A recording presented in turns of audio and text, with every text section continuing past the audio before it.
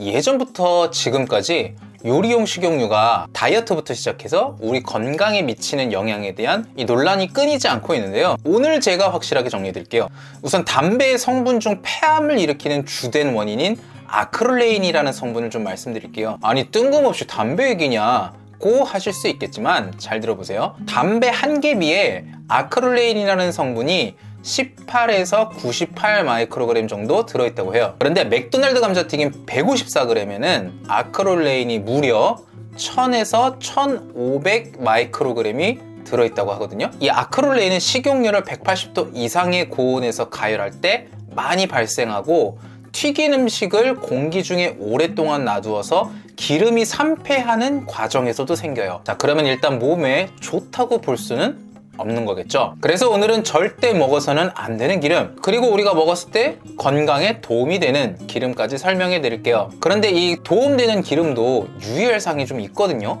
그러니까 끝까지 잘 시청하셔가지고 건강도 챙기시고 살 빼시는 분들 식단 만드실 때 한번 참고해보세요. 식용유라고 하면 보통 우리가 콩기름을 많이 떠올리죠. 그런데 먹는 용도의 기름이라는 거로 생각해보면 종류는 정말 많죠. 콩기름부터 시작해서 까놀라유, 포도씨유 등등 식물성 기름도 있고요. 어떤 분들에게는 생소할 수도 있지만 이 식용유로 돼지기름, 소기름, 양기름도 실제로 사용하거든요. 그리고 인류 역사에서 대두유, 즉 콩기름을 먹은 것이 100년이 채 될까 말까입니다. 이 1900년대 초까지만 해도 사람들은 대두유를 전혀 먹지 않았거든요. 그런데 산업이 발달하고 기술이 발달하면서 값싸고 대량 생산이 용이한 식용유들이 등장하기 시작한 것이죠. 더 놀라운 사실은 1979년 이전에는 씨앗에서 추출한 오일이 거의 없었던 사실이에요. 그런데 기술이 발전하면서 지금은 전 세계 마트에도 이 식용유가 넘쳐나고 모든 식당에서 기름으로 요리해야 되는 것들은 이 식용유를 사용하죠. 그래서 콩기름이나 이런 식용유, 우리가 요리할 때 직접 쓰지 않는다고 해도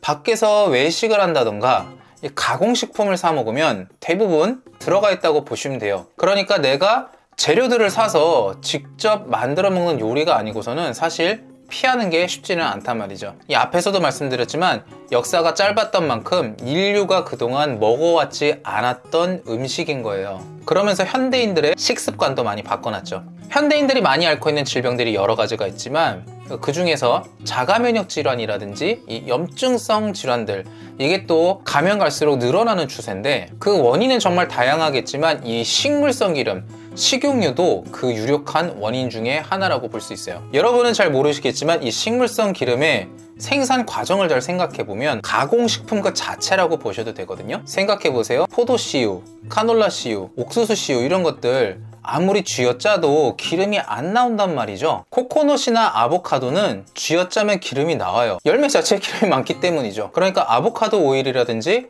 코코넛 오일이라든지 이런 것들은 자연적인 기름인 반면에 씨앗에서 추출한 기름들은 상당히 인위적이라는 거예요. 한 가지 예로 포도씨유를 설명해 드려 볼게요.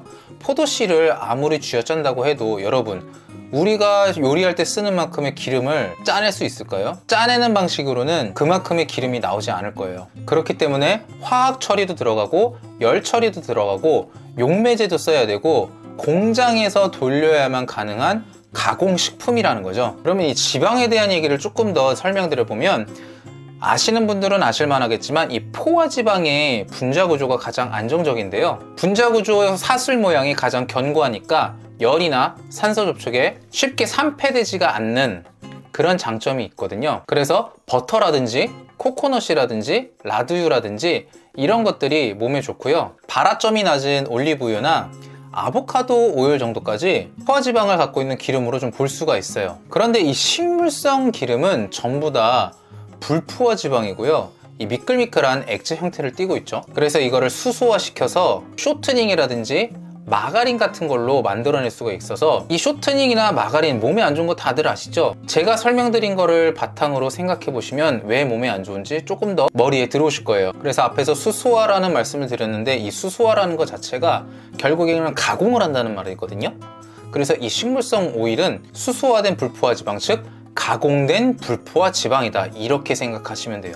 이 불포화지방은 몸의 염증을 엄청나게 일으킬 수 있는 오메가6 함량이 매우 높고요. 산패도 매우 잘 되죠. 물론 오메가6 그 자체가 무조건 나쁜 건 아니고 우리가 오메가6랑 오메가3를 3대1 정도의 비율이 가장 이상적이라고 얘기하는데, 현대인들은 이 식물성 기름에 노출이 워낙 많이 돼 있다 보니까 20대1의 비율로 가져가는 사람들도 제법 많다고 해요.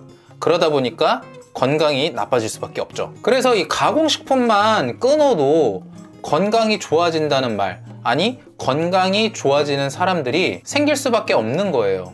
아토피 겪고 있는 자녀들 같은 경우에도 과자 못 먹게 하잖아요. 단순히 밀가루 음식 이런 것만이 아니고 가공식품 그 자체를 끊게 해야 1차적으로 아토피가 더 진행이 되지 않고 치유할 수 있는 그 시작점이 생기는 거죠. 어떤 경우에는 다 낫는 경우도 있어요. 저도 예전에 영상에서 한번 말씀드린 적이 있었는데, 피부에 발진 같은 적이 한 2번 난 적이 있었는데요. 그때 제가 했던 방법은 탄수화물을 줄이고 가공식품과 단 음식을 완전히 끊고 오메가3를 섭취했던 건데요. 그렇게 했을 때 2주, 3주 정도 지나면 호전되기 시작하면서 한 달 이후에는 말끔히 사라지는 경험을 했었죠. 그런데 어떤 분들은 포화지방이 오히려 나쁜 거 아니냐고 알고 계신 분들도 계실 거예요. 저도 예전에 그렇게 들은 적이 있었거든요.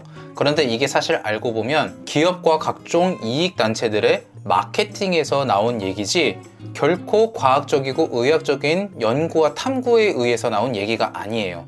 이 얘기를 하자면 미국 심장학회와 크리스코라는 회사에 대한 얘기를 좀 해야 되는데, 이 크리스코라는 쇼트닝 회사가 처음에는 상당히 작은 단체였던 미국 심장학회에다가 기부를 한다는 마케팅을 하면서 이 심장학회도 커지고, 이 심장학회는 크리스코라는 곳에서 돈을 받다 보니까 불포화지방, 식용유 이런 거에 대해서 좋다고 말을 하게 되는 그런 상황이 생겼다는 정도로만 알고 계시면 됩니다. 그래서 제가 앞에서 말했던 것처럼 이 식용유에 대한 논란이 끊이지 않을 수밖에 없는 게, 정말 양심적인 사람들은 포화지방에 대해서, 동물성 기름에 대해서, 그리고 식물성 기름이 뭐가 나쁜지 이런 것들에 대해서 정말 순수하게 접근해서 얘기하는 반면에, 오로지 경제적 이익만을 추구해야 되는 기업들에서는 그런 내용들이 나오면 안 되고 자신들이 만들고 있는 것들이 좋다고 얘기를 할 수뿐이 없다 보니까 끊임없이 이 논란이 정말 사라지지 않는 것이죠.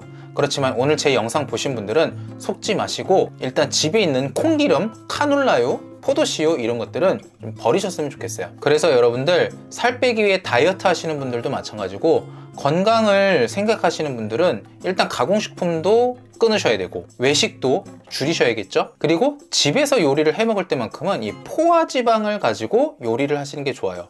라드유라든지 코코넛 오일, 아보카도 오일, 버터 이런 것들로 하시면 좋고, 또 낮은 온도로 요리를 하면 올리브 오일도 좋아요. 이런 오일들도 결국에는 가열이 되면 또 산패가 되면서 좋진 않거든요. 튀김 요리 자체는 자주 드시기보단 가끔 드시는 게 좋은 것이죠. 추가적으로 더 말씀드리면, 올리브 오일은 우리가 샐러드 먹을 때 드레싱으로도 쓰잖아요. 가열하지 않고 먹을 때는 풍부한 오메가3와 함께 우리 몸에 좋은 영향을 미치기 때문에 올리브유도 가까이 두시고 드시면 좋습니다. 그 외에도 앞에서 말했던 소기름, 양기름도 있고 오리기름도 있고요. 인터넷에서 좀 찾아보시면 돼지기름이나 소기름 이런 거 주문할 수 있거든요. 저는 집에서 돼지기름이나 소기름 가지고 요리를 해요. 좀 기름이 많이 필요한 경우에는 올리브 오일을 쓰고요. 운동하시는 분들이 꼭 챙겨 드시는 것 중에 하나가 이 오메가3인데요. 우리 영양제로 먹는 오메가3 그 안에 뭐가 들어있죠?